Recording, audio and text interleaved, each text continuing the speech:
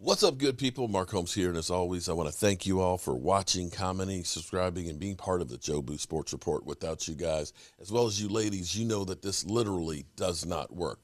We were already open for business here. I've been actually down here early this morning because it's game day. I've got my morning video out, getting the place cleaned up and stuff. Program note today, 3:30, we'll be live streaming our Jobu Sports League 2 fantasy football draft. Next Saturday, we'll be doing League number 3. If you want to join, join our Discord, Cowboy Jobu, and let Stuart and Roz know that you want to be in one of the leagues. We're working actually on a 4th league.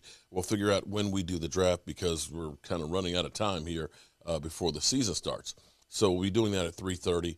And then tonight, we'll be doing, of course, the live stream for the Dallas Cowboys game. We'll be watching it on NFL Game Pass, Game Pass tonight, and my man E2 Blue will be in the house. Although I'm not sure if we're going to be in the house or outside the house. I'm still trying to figure out if I want to do the cast from outside at my outdoor studio, or if I want to be inside.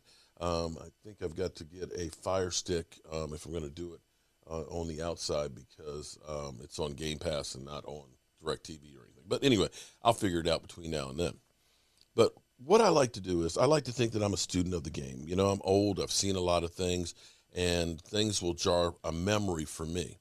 And right now, we've got some people, I don't know if they're fans or haters or whatever, that are coming out the woodwork and say that Dak Prescott, his body is screwed up, that the shoulder is worse than it's being let on, and that he will be injured throughout the season, and that maybe it's time to give up on him. People have actually gone through and said, we need to sign another quarterback to take his place. And I've heard trade for Nick Foles. And I'm sitting here like, first of all, if you take Nick Foles' great season that he had early with the Eagles, where he was 27 TDs and 1 interception, if you take that one season off, in his career, he's like 53, 54 touchdowns to like 42 interceptions. Straight up journeyman. And that includes where they went on the Super Bowl run, where he got hot for that 5 games, and including the next year when he took over for Carson Wentz and got them into the playoffs. Other than that, he's been a journeyman quarterback. I mean, remember, he signed a big contract with Jacksonville. After 1 year, they said, go. He's gone to the Bears, and you can't look at the Bears and say they've got a great quarterback situation, and he's, what, the 3rd-string quarterback? He's not going to get that magic. And unfortunately, too many fans think about that one Super Bowl run and think that's what you're going to get all the time, but that's not the way it works out.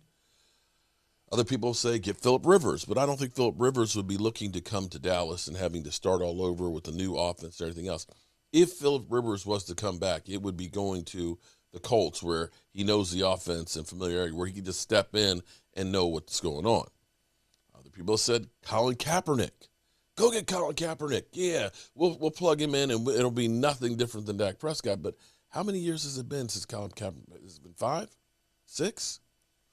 That's not a solution either. But be that as it may, the real thing is, to the Cowboys start giving up on Dak Prescott. Well, here's an interesting thing for me. I want to go back with Tony Romo. And this is an article by Todd Archer in 2016, who had gone through and he basically has taken all the injuries that Tony Romo suffered. And I want to take you, I'm not going to focus on the whole article. I'm just going to focus in on 2013. 2013, ruptured disc. Romo missed a winner-take-all meeting in Week 17 against the Eagles after undergoing a discotomy 2 days before the game. Romo actually suffered the injury in a thrilling 24-23 win against the Washington Redskins, of course, at that time, in which they delivered a game-winning touchdown pass on 4th down. Kyle Orton started. The Cowboys lost to the Eagles 24-22. And this is the sad thing about Tony Romo. You wonder, what if Tony Romo had never had all the injuries? Would he be a Hall of Famer? Would we have won a Super Bowl? Because, again, that was a winner-take-all, get into the playoff games, and we didn't have them. And with Kyle Orton, we only lost by 2 points. If Romo's there, we at least make the playoffs, and who knows once you get there. Be that as it may, you have back surgery going into the offseason. Back surgery. And this is after other injuries from collarbone, broken pinky, and, having a punctured lung.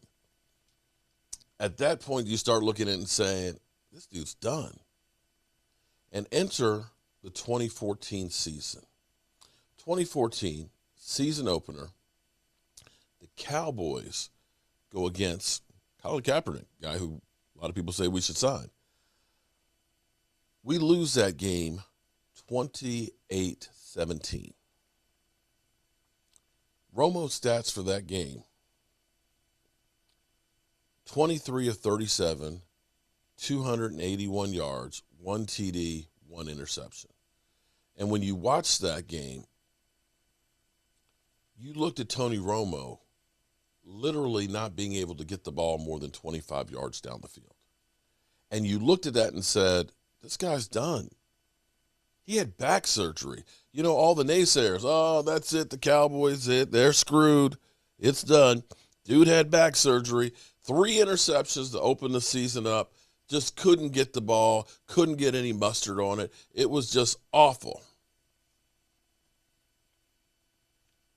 Here we are, the Dallas Cowboys. Same place. Tony Romo couldn't really work out in the training camp and preseason games. He gets there that first game. 3 interceptions, 1 touchdown. Not looking good. Season on the brink. San Francisco kicked our ass. But here's the amazing thing about it. That season, that 2014 season, ended up being the statistically best season of Tony Romo's career. 69.9% completion percentage. He only threw for 3,705 yards because you had DeMarco Murray with a great running attack, running 1,800 yards. But he had 34 TD passes, averaged 7.8 yards per completion, and only had 9 interceptions. And the Dallas Cowboys ended up 12-4. Now, where did San Francisco end up in this? They ended up 8-8. Because it's not how you start, but it's really how you finish. And that Dallas Cowboy team was Roz. It was a catch. A bullshit call that saved Aaron Rodgers. Now maybe had they made that catch, it would have been too soon and they would have gotten a touchdown, and Aaron Rodgers probably comes back and win. I'll give you that one. But we should have had that score. And Roz, we should have had that score. But I say all this to say that it looked really bad. Back surgery, guys, to remove a ruptured disc. Couldn't work out in training camp, comes out, lays a goose egg, 3 interception performance, and you looked at that and said, there's no way he's coming back from this. And yet, they have an incredible season. So for those that say that give up on Dak Prescott is done. The funny thing about Dak is nobody's ever looked and said, this guy is going to be the guy. Everything about Dak Prescott through his life has always been through adversity and tragedy. He thrives on the naysayers. So those who say, oh, man, Dak is done. I'm going to go the other direction of this because I believe, and maybe I'm just a homer, people will say, you're not a Cowboy fan, you're just a Dak Prescott fan. I say kiss my ass. I don't give a rat's ass what you believe and anything else. I know in my heart what I believe.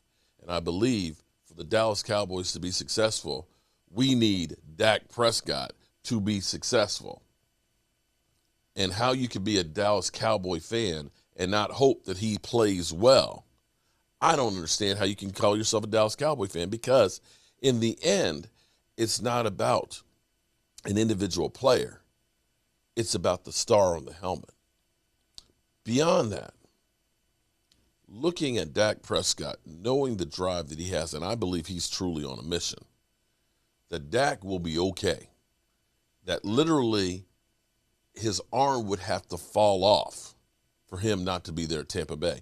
And for those jackasses out there that say, oh, Mark ain't talking about the Tampa Bay game anymore, is he? Mark is hiding. Bullshit. Dallas Cowboys, I believe, get the victory over Tampa Bay. And you can say all you want. Tampa Bay is the greatest thing since sliced bread. Tampa Bay got hot at the right time last year and went on a roll. And guess what? Just as fast as you can get hot, just as fast as you can get cold. And at some point, the wall is going to hit Tom Brady. And some of those things that went well last year might not go well this year. To say that the Dallas Cowboys have no chance is not understanding football. And giving up on Dak Prescott, you know what? If you bet against Dak Prescott every time somebody thought he was going to fail, use a broke ass because he'll make a liar out of you. All right, you good people. I am going to get back to getting ready for the game tonight and our live stream. I hope that you guys are having a great game day.